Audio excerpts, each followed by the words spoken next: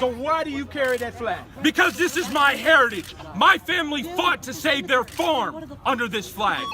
Who was working that farm? My family was. Who was working the farm? They were poor. Do you know how much a slave cost back then?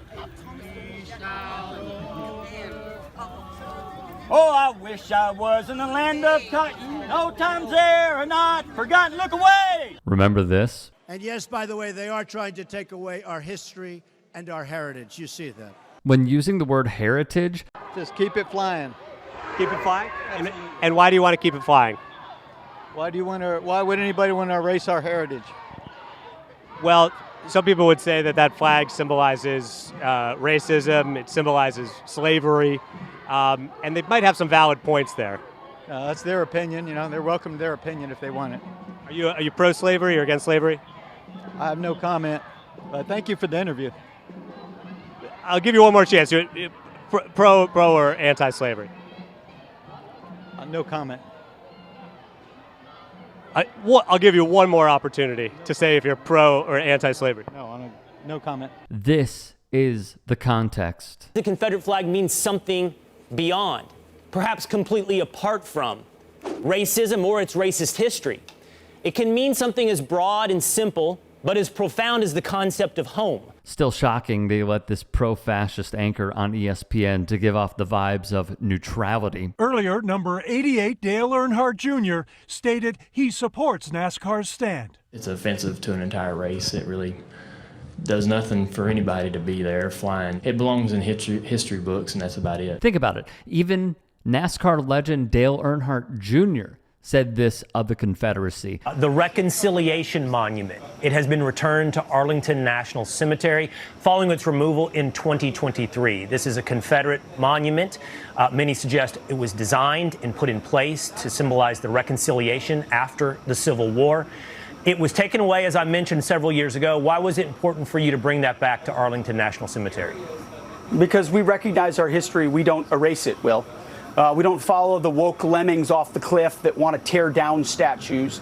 We look at and learn from our history, all aspects of it. And so Arlington deserves to have, and we're grateful to the state of Virginia for partnering with us. It wasn't easy. We fought to make it happen.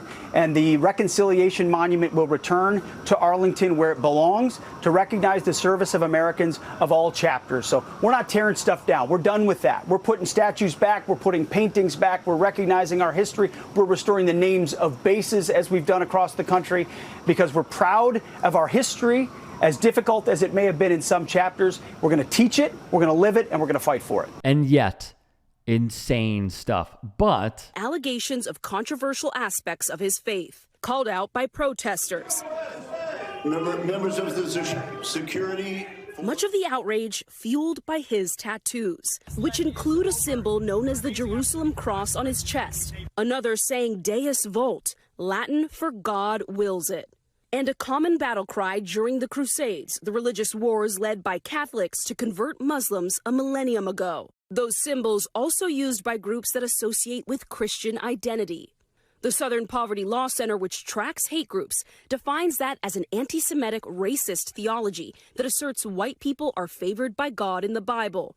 That includes Christian nationalist and pro-Confederate groups, among those in full force during the January 6th Capitol attack. We spoke about those symbols with Matthew Taylor, a scholar on this topic and recent author of The Violent Take It by Force, the Christian movement that is threatening our democracy. In both of these symbols, there's an invocation or at least a reference to the Crusades. Now, the Jerusalem cross, that gets used all over the place. The Deus Vult tattoo tends to signal more far-right extremism. I do not know of any mainstream Christian groups or leaders who have embraced that in the modern world.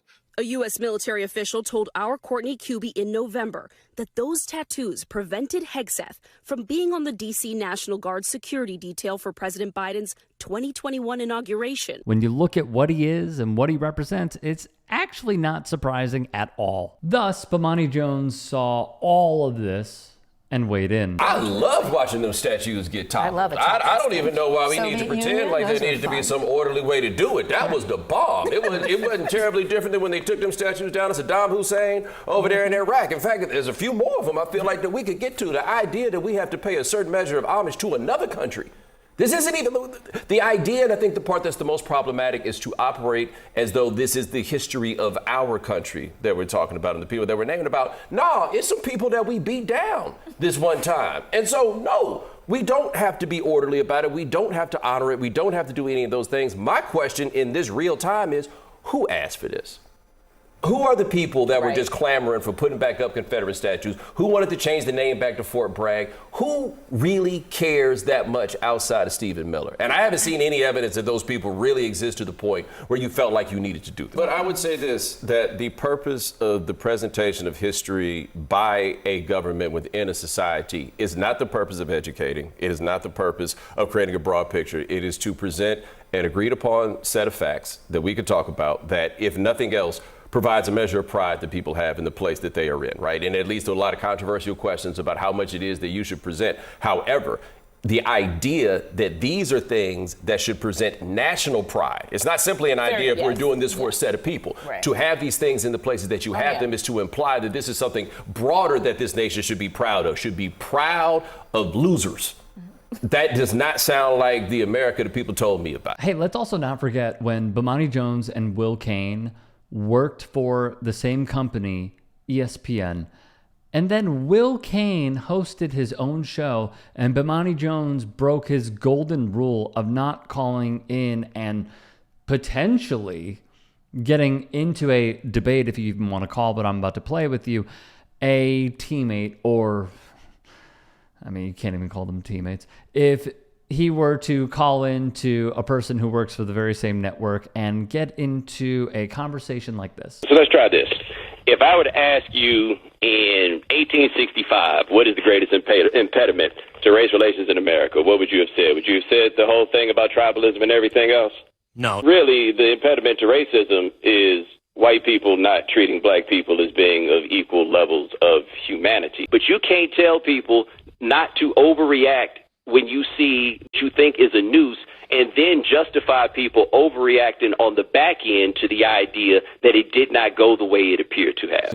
You delegitimize what is actually going on in so many people's lives, what we see everywhere, and what we saw before the race. So, like, if we got a real problem with something, NASCAR allowing that flag to be what it was for so long is a much bigger problem than them mishandling this. I don't get the feeling that you was charged up about that. I am not the one undercutting the idea of people's ability to accept that racism takes place or individual instances. False claims like this undercut that. Let me tell you what empowers those people. Racism is what empowers those people. If this had been real and then the next one is fake, they still gonna jump on the fake one and ignore the real one. And you had fans who are deciding, no, this is our space to do this, and they ride around the track before the race and they fly the banner overhead. And we should applaud NASCAR for the fact that they, for the first time ever, are standing up to those people. Instead, you're gonna say that NASCAR failed by investigating what they believe to be a noose in the garage of the black driver?